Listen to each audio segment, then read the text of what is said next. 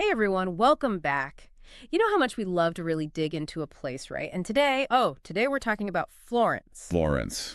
There's really no place quite like it, is there? No, not at all. I mean, everyone's heard of it, right? But to really understand it, you got to go deeper than just the must-sees. Exactly. And what's interesting about Florence, what really sets it apart, is how much one family's story is intertwined with the whole city. The Medicis. They were a powerhouse. Oh, absolutely. Talk about leaving your mark. We're seeing their influence everywhere in Florence, aren't we? So where do we even begin with the Medicis and their impact? Well, a good place to start is, well, it has to be the Uffizi Gallery, doesn't it? Hmm. Michelangelo, Da Vinci, Botticelli. I mean, these were like the rock stars of their time. And the Medicis were their patrons. I can just imagine being surrounded by that much artistic genius. But I'll be honest, huge museums like the Uffizi, they can be overwhelming.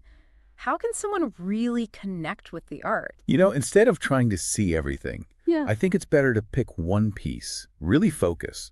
Botticelli's Birth of Venus, for example. Just stand there and really look. You start to see the artist's technique, the way they use line and color to create this feeling, this mood. It's like their actual hand is reaching through time to touch your soul or something.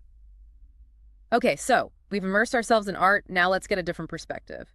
The Duomo. That climb is legendary. It's not just about the view from the top, although that's spectacular, of course. It's about the climb itself. That tight, spiraling staircase, those glimpses of light through the stone. You can feel the history, the weight of all the people who've been there before. Exactly. It's a physical reminder of, well, the effort people put into connecting with something larger than themselves. Okay, after that climb, we need to come back down to earth a bit, literally. The Ponte Vecchio. Now, that's a bridge with stories. It really is. Yeah. I mean, who would think that one of the most famous bridges in the world used to be full of butcher shops? Apparently, they figured the smell of the river would cover up any other unpleasant aromas. From butcher shops to high-end jewelry. Talk about a transformation. I know, right? Makes you wonder what life was like back then. Speaking of different ways of life, let's talk about two spots that show the contrast in Florence Piazza della Signoria and Palazzo Pitti. Okay, so Piazza della Signoria.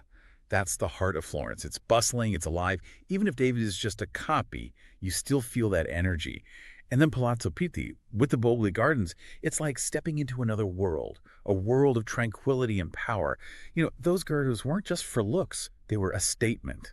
The Medicis were basically saying, we've mastered nature itself. It's like stepping back in time, imagining you're strolling through those gardens with the Medici family. We've covered so much ground from art to architecture, from everyday life to the legacy of the Medicis. What's the key takeaway you hope people listening will remember? Florence is a city best experienced slowly. Don't just look-see. Imagine the lives lived, the stories told. So true. So what speaks to you most about Florence? What will you explore on your own Florentine adventure? We'd love to hear about it. Until next time, keep exploring.